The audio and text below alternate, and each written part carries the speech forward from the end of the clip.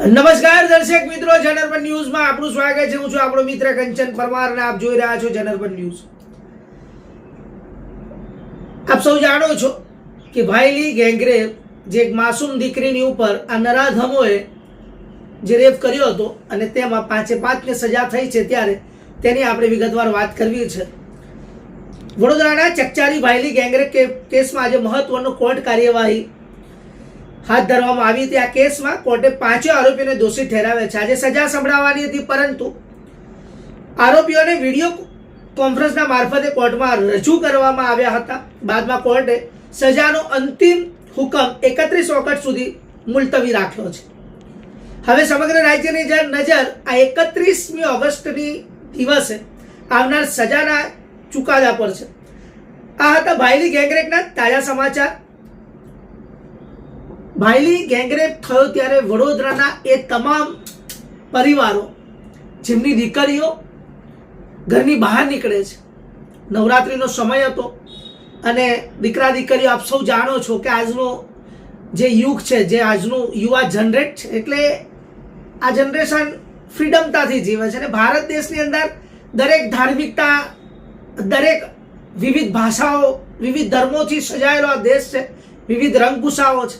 પરંતુ અત્યારે પણ એવા છૂટા રાક્ષસો ફરી રહ્યા છે સમાજમાં કે જે કોઈ નશામાં હોય, કોઈની માનસિક બીમારી અંદર એવું ગંદકી ભરેલી હોય અને આજે દીકરીઓ સોળે શણગાર સજીને જ્યારે બહાર નીકળતી હોય છે ત્યારે તેમની આઝાદી છીનવી લેતી હોવાની જે ભાઈલી ખાસ કરીને ગેંગરેપમાં જોવામાં આવ્યું હતું કે આ નરાધમોએ આ દીકરીને જ્યારે ફીકી નાખી હતી, ત્યારે સમગ્ર વડોદરા આ નરાધમો ક્યારે પકડાય, પોલીસના સિકંજામાં ક્યારે આવે ને ક્યારે એમને સજા મળે તેની રાહ જોતા હતા। હવે એ સજાની હવે માત્ર ને માત્ર થોડાક દિવસો એટલે કે 31 ઓગસ્ટના દિવસે તેને સજા આપવામાં આવશે।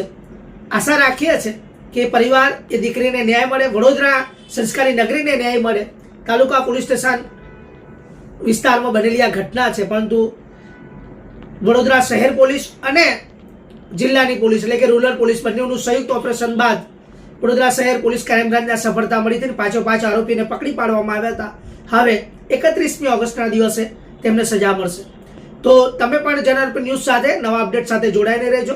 અમારી ચેનલને લાઇક, શેર અને સબસ્ક્રાઇબ કરજો અને કોમેન્ટ જરૂર લખીને જણાવજો તમને આ સ્ટોરી કેવી લાગી।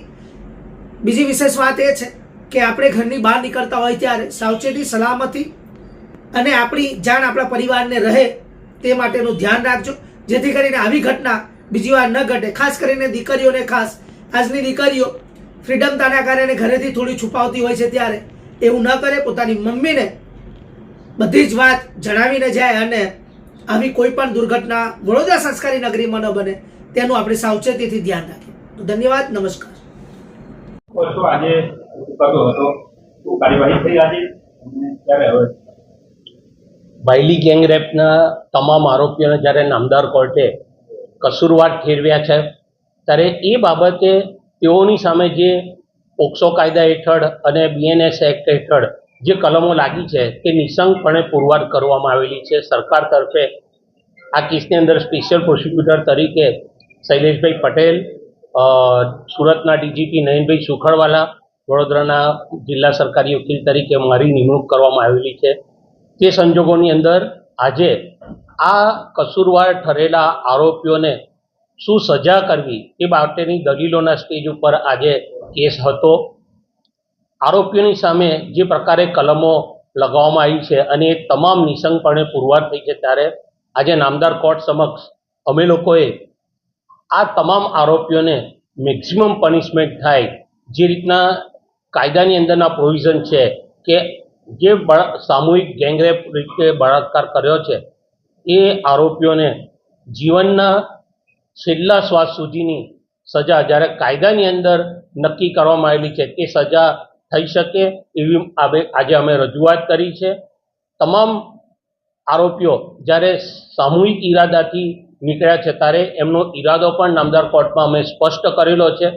આ કામે ભોગ બનનારના મોબાઈલની પણ લૂંટ કરેલી છે, તેવા સંજોગોની અંદર પુરાવાનો નાશ કરવામાં આવેલો છે અને જે મોબાઈલ લૂંટીને લઈ ગયા એ મોબાઈલથી બાળકીને કોઈ પણ પ્રકારની મદદ મળે નહીં, મોબાઈલ ઉપર એ કોઈનો સંપર્ક ના કરી શકે એવા ઈરાદાથી જ્યારે આરોપીઓ આ મોબાઈલની લૂંટ કરીને જતા રહે છે, તે સંજોગોની અંદર આજે નામદાર કોર્ટની અંદર અમે આ તમામ આરોપીઓને મેક્સિમમ પનિશમેન્ટ થાય તેવી અમે રજૂઆત કરેલી છે.